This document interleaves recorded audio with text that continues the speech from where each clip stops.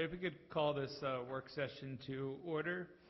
If we could call Mr. Steve Walsh, Director of Department of Public Works, come on up, and the council could turn to page 1, Bill 1-19. And good afternoon, Mr. Walsh. Mr. Chairman, members of the council.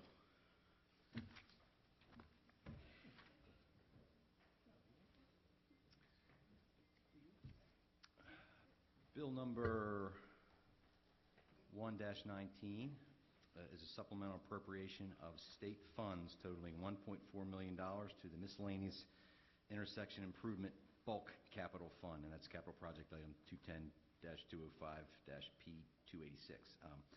Funds will be used for property acquisition, planning, design, and construction site improvement costs related to improving site distance at the intersection of Maryland 30, Hanover Pike at Mount Gilead Road. And just give you a real quick some background. A few years ago, there was a horrible fatality at that location, which exposed some site distance deficiencies at that intersection.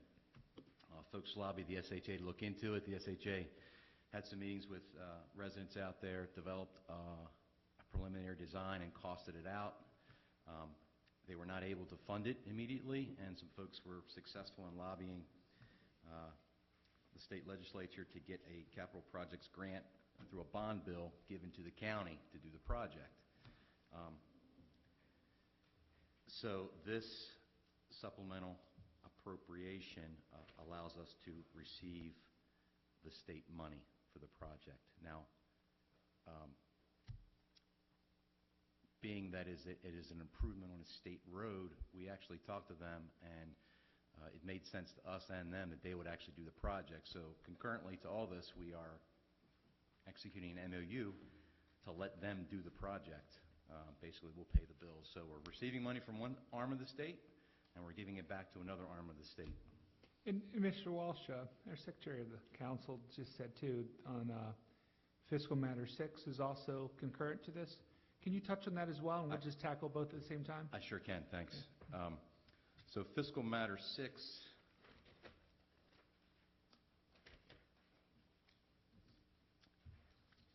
page 19. I'm sorry. Page 19 yes. For the council. Same issue. One's fiscal matter, one's a bill. Fiscal Matter 6 is a grant agreement between the state of Maryland, acting through the Maryland Board of Public Works and the County Executive and County Council for the purpose of outlining the terms of the $1.4 million grant. All right. Questions or comments from the council on Bill 1-19 or Fiscal Matter 6 for Mr. Walsh? Everybody good? Yep, good. All righty then. Mr. Walsh, why don't we do page 20, Fiscal Matter 7? Sure.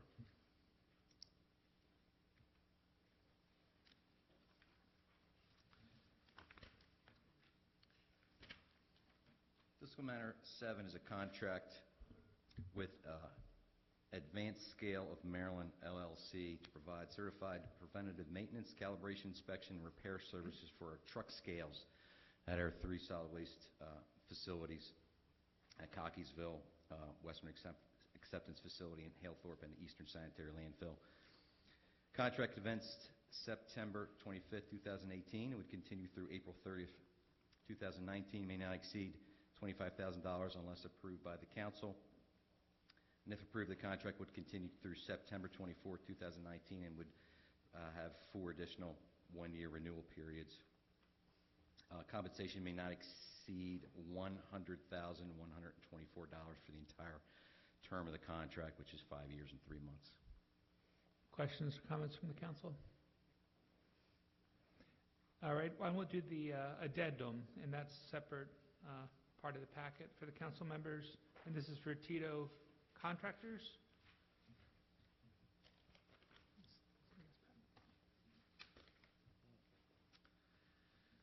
So this is, we are requesting an amendment to a contract with Tito Contractors Incorporated to provide skilled and general labor services at the county's Central Acceptance Facility in Cockeysville and the Western Acceptance Facility in Halethorpe. The proposed amendment would increase the maximum compensation of the contract by $4,425,700 $792 from $1,324,208 to a maximum compensation for the entire term of the contract of $5,750,000, including the renewal periods. And a little bit of background on this one.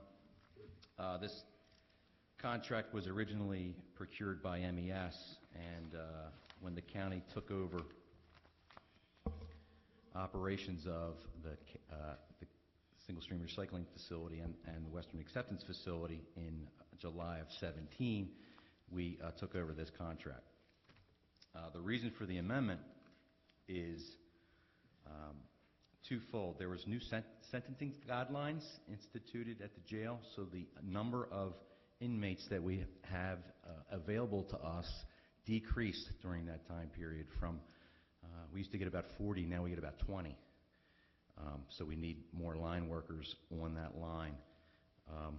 The other thing that was happening during that time period was the county was looking into different shift orientations. They expanded it to 2 shifts for a while to try to maximize the revenue out of that facility. Concurrent to that, China was messing around with the United States on recyclables and decreased the amount of recyclables that we get. So the market tanked for recyclables going to China, and selling our bulk product back to China for sale. So all that being said, we need more contract cap to procure more folks to work the lines up there, and also to provide other services, cleaning these facilities. They're trash facilities, so one of the parts of our permit is to keep the facilities clean. So it's a constant battle of picking up trash, cleaning screens in the facility and stuff like that. So that's the background.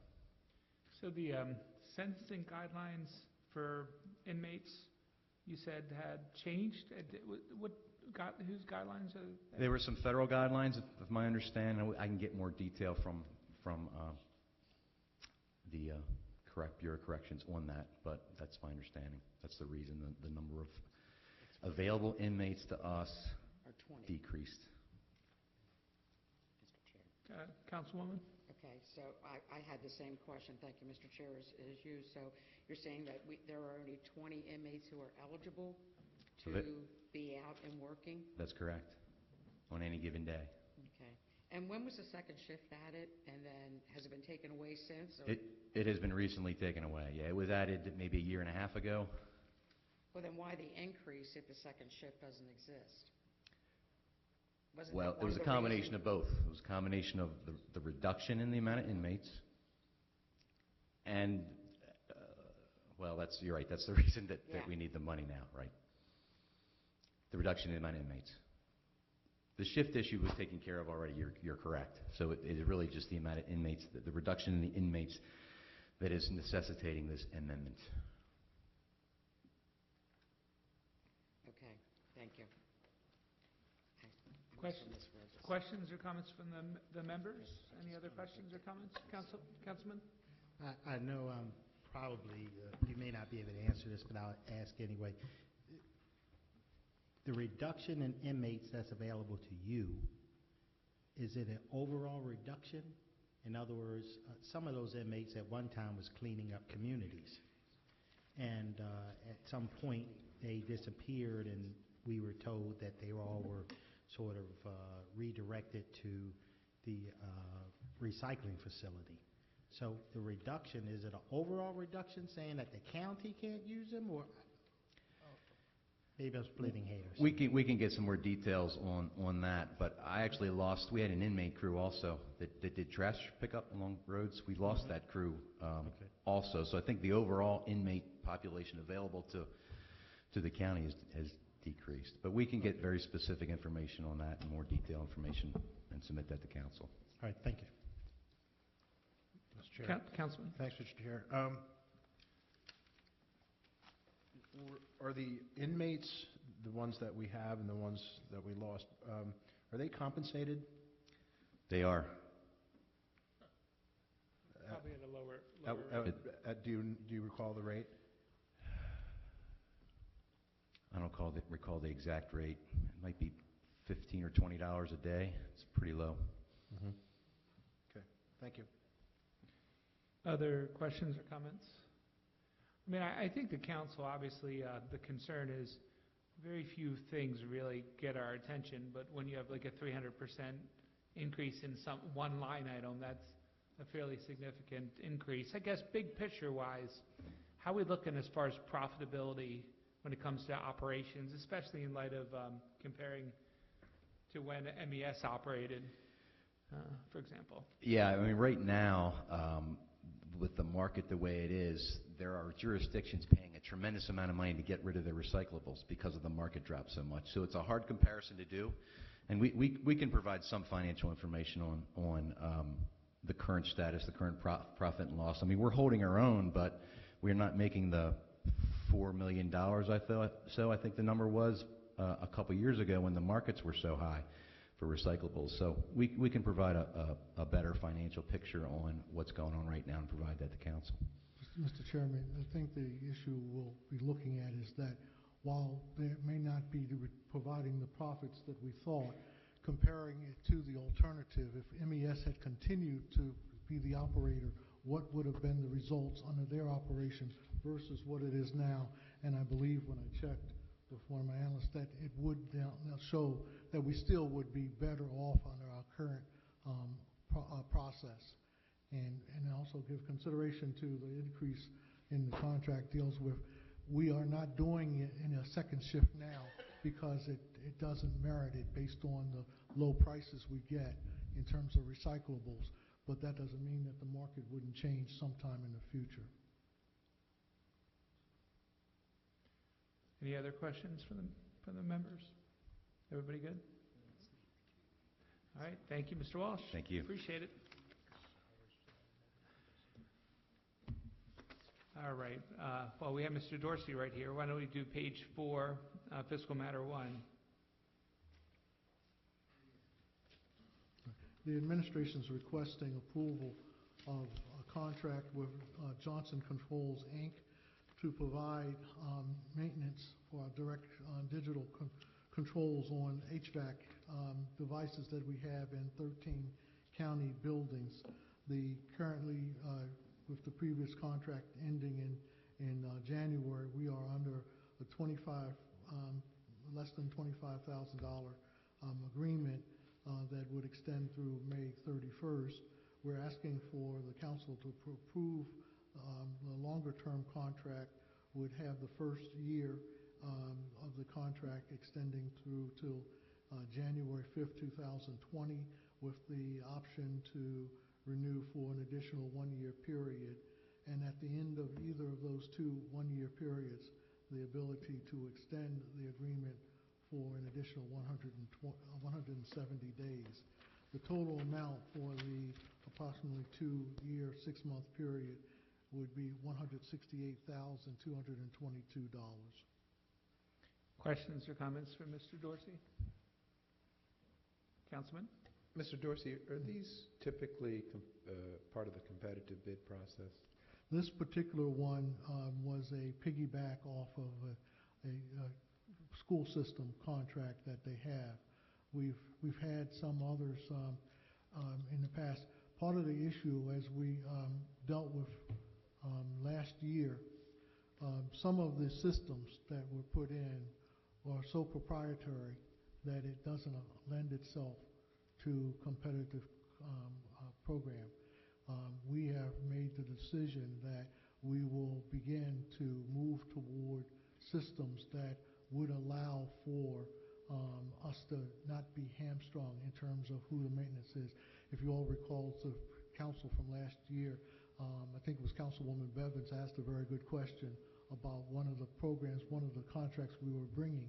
It was so proprietary that it made it difficult for us to do anything but pay a huge amount for just 2 facilities. We backed off of that, changed the maintenance approach, but now we are, over time, we're going to look toward having more generic type systems and to be able to do it. The school system has a lot of their systems were put in by Johnson Control, so we were able to piggyback off of that and got a much more reasonable price. Thank you. Councilman Jones? Yeah, I think think it's worth me noting, only because I was dealing with a local contractor who was very disappointed in what was happening with the schools. And it revolved around the control systems. And basically, what he asserted was that a lot of these systems don't necessarily have to be proprietary, but that's the way folks like Johnson Controls are carrying it, so that to imply that they are proprietary and only they can touch them. And he felt locked out. So I guess the issue for me is sometimes I understand why we would want to piggyback on somebody else's contract, but I think we should just understand that sometimes when we do these things, we are taking people who, in good faith, were sort of locked out of one process, and then we get perpetuated by piggybacking off of the school's contract. Now they're locked out here. They don't even get a chance to participate. So I welcome the idea of moving forward, getting away from these systems, and maybe putting a little more time in it on our part, but giving everybody an opportunity to participate in the bid process. If you'll recall, part of the discussion we had at that point was also at the suggestion of the council that we look at helping to identify some of the more simpler kinds of maintenance things and train our staff to be able to do those kinds of things, so that when you do need to use these outside groups, that it's only for the more very technical elements, and some of the basic things should be handled by our staff.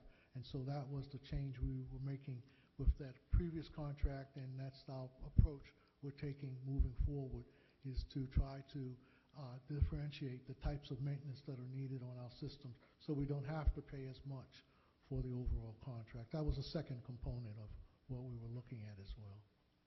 Thank you. Any other questions or comments? Okie dokie. So let's move forward. If I could call up Chief Utz from the Fire Department. If the council could turn to page 23, we'll look at fiscal matter 9. Page 23. Good afternoon, Chief Utz.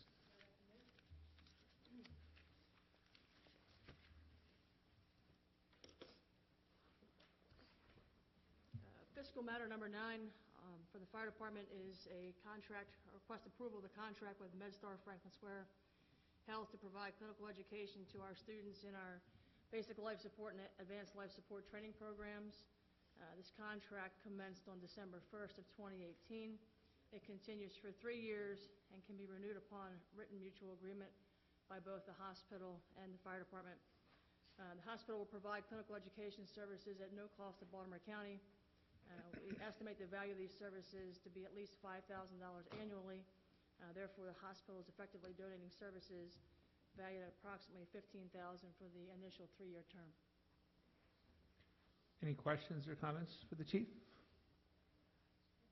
Everybody good? Councilman? I was going to make a joke about the cost to the county, but I think we'll just leave it alone. Thank you, Councilman Jones. I appreciate that. Councilman Jones, I think that Franklin Square gets to put it on its community benefits report, that they made that contribution. Any other questions or comments on this? Everybody good? All right, why don't we do page 25, fiscal matter 10. Page 25. Fiscal matter 10 is a service maintenance agreement for 67 LifePak cardiac monitors. We're requesting approval of a contract with Physio Control Incorporated to provide service plans for our current allotment of 67 LifePak cardiac monitors or defibrillators used by our EMS services. This contract commenced on December 27th, 2018 and continues through March 31st of 19. It may not exceed $25,000 unless the council approves. If approved, the contract continues through June of 2019 and renews automatically for 4 additional 1-year periods with the option for a further extension of the initial term. The contract does not specify maximum compensation for the initial 6-month term, but the compensation may not exceed $453,185 for the entire approximate 4-year, 9-month renewal and extension periods. Any questions or comments? Thank you very much. Thank you, Council. If we could next call up Mr. Rob O'Connor, Director of Office of Information Technology. And for the council, that's page 8, Fiscal Matter 2, page 8. Good afternoon, Mr. O'Connor. Good afternoon, Chairman, council members. We're requesting a cap increase to MA 1619 CourtSmart Digital Systems.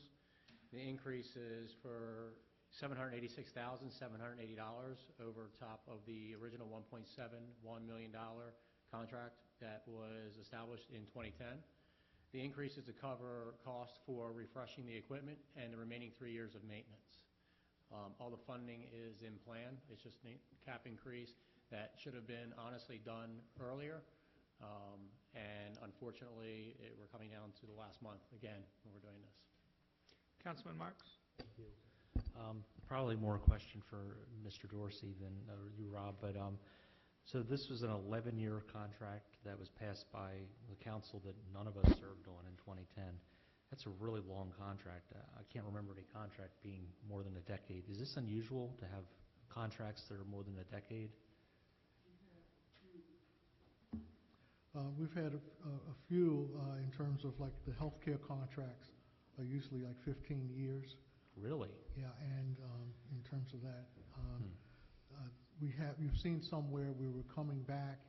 The base contract would have been 15 years, and we brought back associated contracts that come alongside to match up with that final year of the healthcare.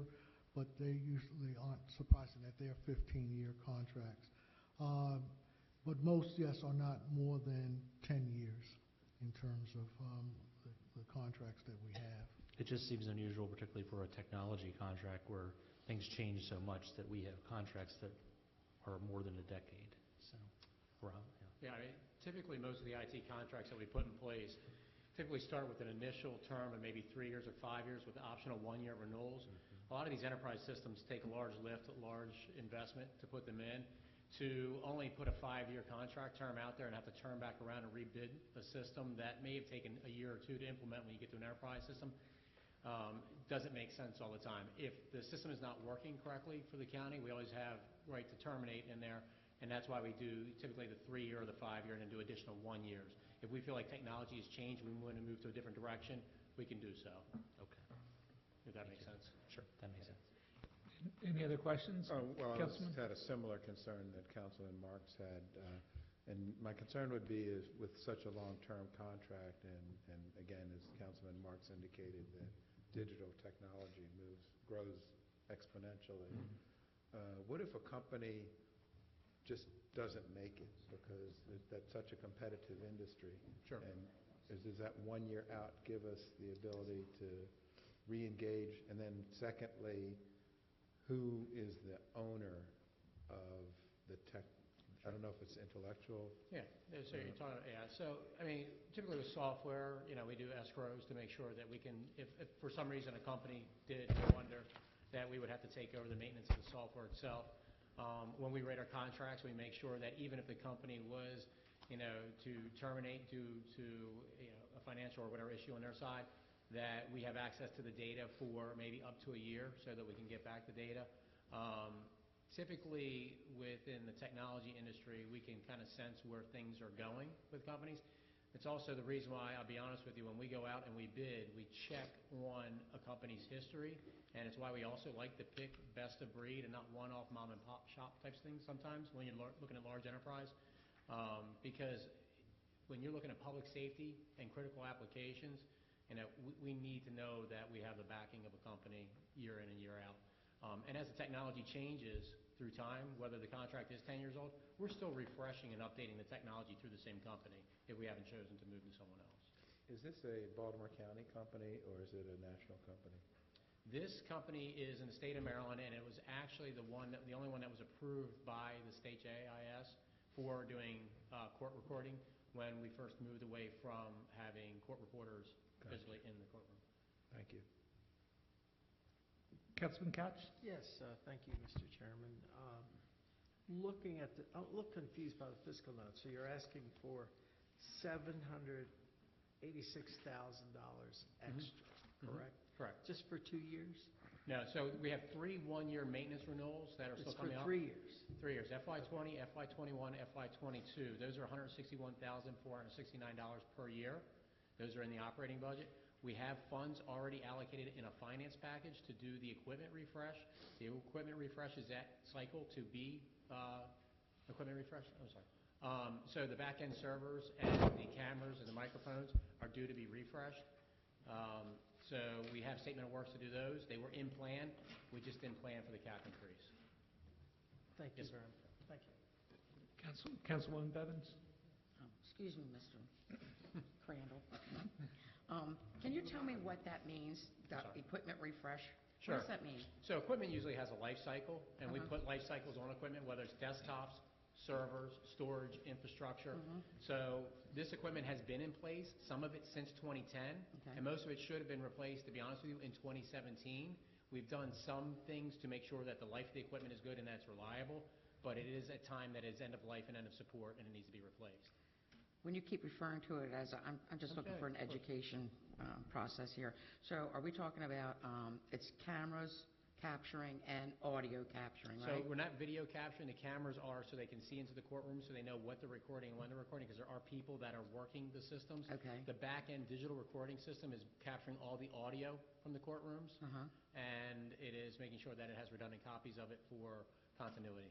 Is that a system that is just turned on and off before a court proceeding It's takes controlled place? at the benches, correct, and they can mute mics and turn on mics as necessary. Okay, thank you. Any other questions or comments?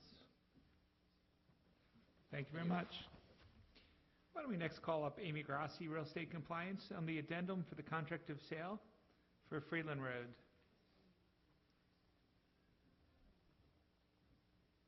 And good afternoon, Ms. Grassi. Good afternoon, Mr. Chairman, members of the council. The administration is seeking approval of a contract. The encumbered amount under the contract is $34,078. It is for the purchase of a temporary construction easement and for the replacement of an accessory building and landscaping on the property of Betty Homes at 606 Freeland Road in Freeland. The easement is appraised at $4,078. The purpose of the project is for the realignment and repair of a stream bed and stream bank that supports Freeland Road. This is another victim of the 74 inches of rain that we had last year, and it is threatening the failure of Freeland Road. Any questions or comments for Ms. Grassi? Everybody good? All right, thank you so much. Thank you. All right, and we now could call up Ms. Laura Riley, our Director for Department of Aging. If the council could turn to page 10, Fiscal Matter 3. Page 10. And good afternoon, Ms. Riley. Thank you for your patience. Good afternoon.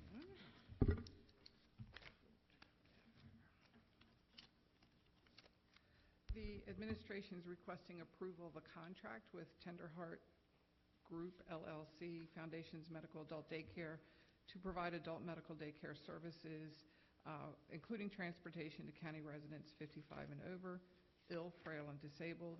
The contract commences upon approval, continuing through June 30th, 2019, and may be renewed for an additional one-year period. Questions or comments for Ms. Riley? All right, why don't we do page 12, Fiscal Matter 4.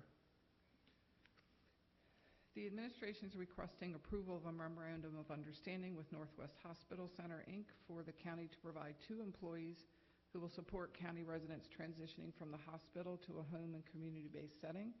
The MOU commenced July 1, 2018, and continues through June 30th, 2019, and may be extended or renewed by mutual agreement. The hospital will reimburse the county 50% of the combined employee costs in an amount not to exceed $35,000 per fiscal year. Any questions or comments from the council? All right, then let's go to the last issue, which is on page 15, Fiscal Matter 5. The administration is requesting approval of an assisted living contract with Precious Jewels Assisted Living for fiscal year 2019. The program will subsidize assisted living expenses of county residents over the age of 62 who meet income eligibility. Services would include 24-hour, 7-day per week on-site supervision, 3 meals per day, an evening snack, as well as personal services, housekeeping, and laundry. Any questions or comments from the council? Everybody good? All right, thank you, Ms. Riley. Thank you. And before we adjourn, any other questions, comments, anything from the council? We good? All right, work session adjourned. Thanks.